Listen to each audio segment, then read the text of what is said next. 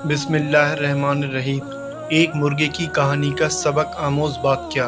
दोस्तों अस्सलाम वालेकुम अजीज़ों, आज मैं आप लोगों के सामने किस्सा बयान करने जा रहा हूँ जो एक मशहूर जर्मन फ़िलासफ़र के साथ पेश आने वाला एक सच्चा वाक़या है, जो अपने पड़ोसी के मुर्गे के शोर से बहुत परेशान था।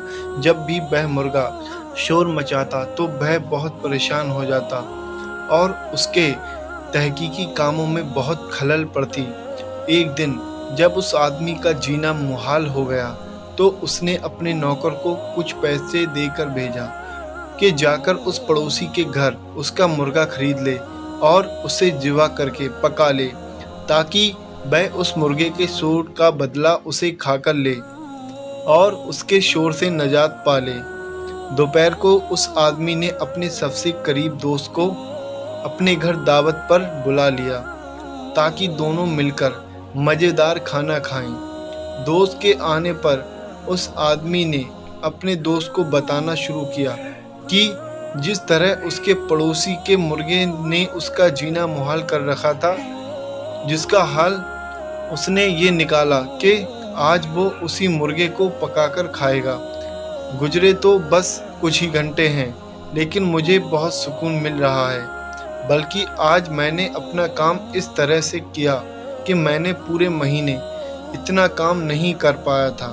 अभी वह आदमी और उसका दोस्त बैठे ये बातें कर रहे थे कि उसका नौकर खाना लेकर उसके कमरे में दाखिल हुआ और उसके नौकर ने उस आदमी से कहा, जनाबे आला, मैंने उस पड़ोसी से उसका मुर्गा ख़रीदने की बहुत कोशिश की, लेकिन वह बेचने से इनकार करता रहा।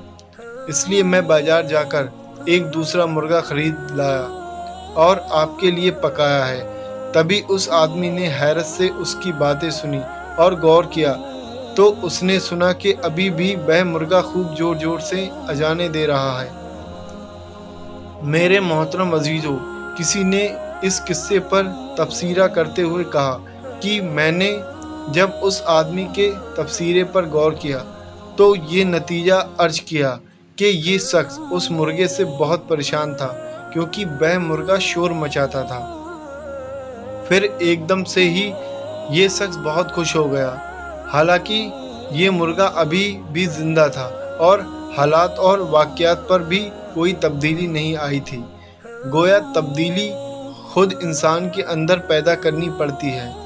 ये इंसान की अंदरूनी कैफियत ही थी जिसने उस आदमी को उस मुर्गे से परेशान कर रखा था, और फिर वही इंसानी कैफियत ही थी जिसने उसे खुश कर दिया था।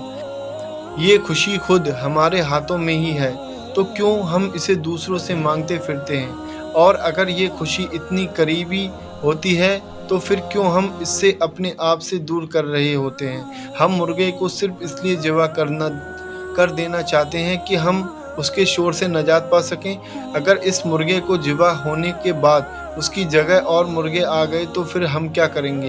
क्योंकि ये दुनिया ऐसे करोड़ों मुर्गों से भरी पड़ी है। क्या ये अच्छा होगा कि हम उस मुर्गे को ही अपने दिमाग से उतार कर फेंक दें? ज़मीन पर मौजूद सारे मुर्गों को तो पूरी दुनिया से बाहर नहीं फेंक सकते। अगर हम इस सारे मुर्गों को दुनिया से बाहर फेंकने की ताकत नहीं रखते तो अपने कानों को बंद कर लेने की आदत क्यों नहीं डाल लेते? हम अपने एहसास को ऐसी बातों से दूर क्यों नहीं कर लेते?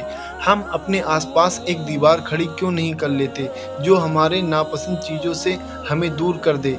मेरे मोहतरम अजीज़ों, अगर आपको तरक्की करनी है तो एक ऐसी दीवार खड़ी करनी होगी जो लोगों के मन की बातें आप तक पहुंचने ना दे। दुनिया में जितने भी कामयाब लोग हैं उन्होंने अपने आसपास ऐसी दीवार खड़ी की हुई होती है जो उन तक लोगों के मन की बातें उन तक पहुंचने नहीं देती। वह लोग ये बिल्कुल भी परवाह नहीं करते कि लोग उनके बारे में क्या सोचते हैं, लोग उनके बारे में क्या बातें करते हैं, क्या लोग उनके बारे में क्या सोचते थे। उनको सिर्फ़ और सिर्फ अपने मकसद दिखाई देते हैं।